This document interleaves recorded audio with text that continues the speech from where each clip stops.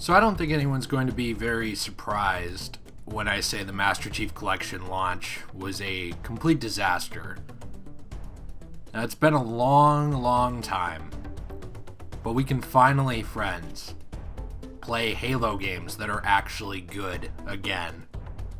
We've managed to make Halo great again. You know, I think I'm going to actually coin that phrase. Regardless, I am really happy. Now, is the Master Chief Collection perfect? By no means, but it has finally been fixed most of the way. I would say pretty much fully. There's still a few bugs that need to be worked out. Like, I'm hoping they add in a map voting system eventually in the multiplayer. It's kind of odd that that's not there. They are working on a custom game browser, so I would assume that it could come with that. Otherwise, if it doesn't, you could choose to seek out a map or mode or whatever that you want anyway. But I gotta give props to 343 for actually coming back to this one and fixing it. And it has been a long time. There's not a big excuse for that. I think, if anything, this and the massive disaster, huge failure that was the Silent Hill HD collection port, it should be a bit of a sign that maybe you don't want to outsource very important projects to outside developers if you don't 100% know they can do the job. Now, I know there was a lot going on with both of these situations. With Silent Hill, it was Konami just losing the final builds of the game, which is yikes, first off, on that one. There was a lot going on with the Master Chief Collection, too, that caused some of these ports to be a failure as well. But we're finally at a point where it's playable. And I just played through the original Halo Combat Evolved, and it runs pretty fantastically throughout the whole thing. There's one level that has some problems on the new graphics that I noticed. That was Halo. Not the game, the level, Halo. When you first crash down and you get out of your escape pod, you know, that level, the level that blew everyone away by it being so big. It does have some issues on some of the outdoor portions, and since that level is totally outdoors, it has issues. Oddly enough, though, later levels like 2 Betrayals didn't really have any problems. On this level, you can just get around this by just playing on the original graphics, or switching back and forth if you run into hiccups on that level. But that's about it. That's the only problem I really ran into in that game. There might have been like one other level with a couple of hitches throughout, but that was it. I also recently started playing through Halo 2. That runs phenomenally. It's definitely like this game is actually worth buying now just to play the Halo 2 remaster, like alone. If you only wanted to play the Halo 2 remaster, this is worth it for that. Because they got Blur to redo those the cinematics for it completely. The CGI is totally redone for the cutscenes. It looks fantastic. It's amazing. I wish they would get Blur to do just a full Halo movie after seeing that thing. It's so beautiful. And the game runs really phenomenally. Now, when it comes to like Halo 3 and 4, I have not played through the campaigns yet on the Master Chief Collection. But I did play the Halo 3 campaign back before this big patch. Not the whole thing, but a couple levels of it. And it ran fine then, so I can't imagine it running worse now. This addressed a lot of bug problems. They finally added the ability to also install custom parts of the game. Like you can have Halo 1 installed if you want, or Halo 2 without having Halo 3 or 4 installed, stuff like that.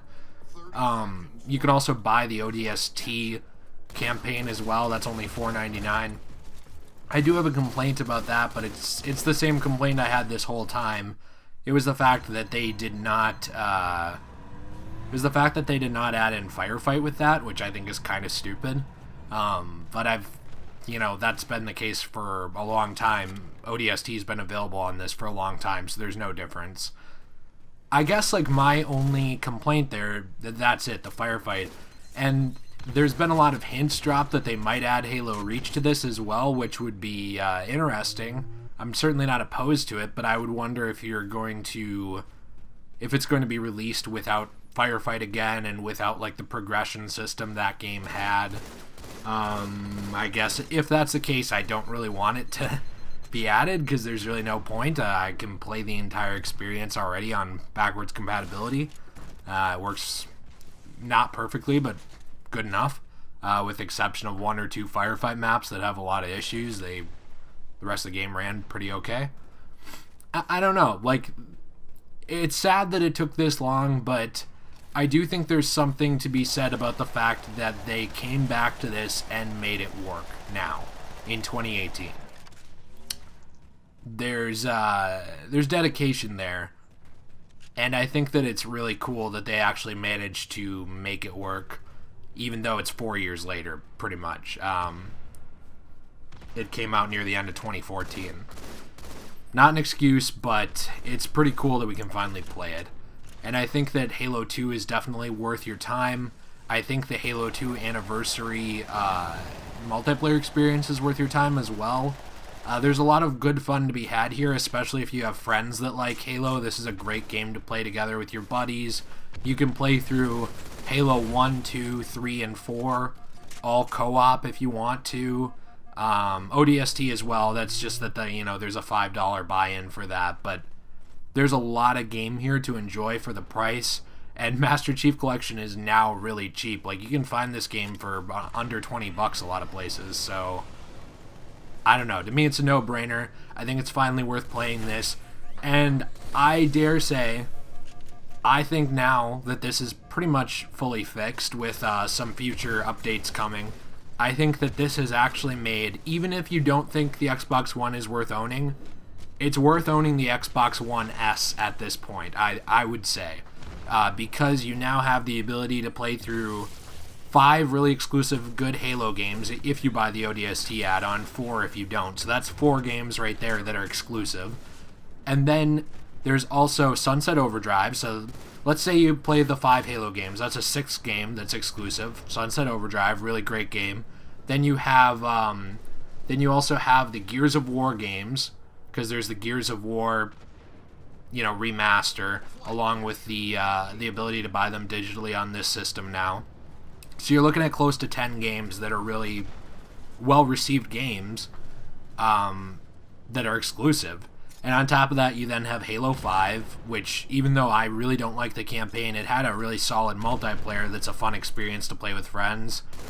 And there's other stuff out there now, too. Now, is the Xbox One, and I'm not talking crap about the Xbox One, but is its exclusive library as expansive as PlayStation's? No. It's not. I can't lie to you and say it is. I have both, so full disclosure there, I enjoy both.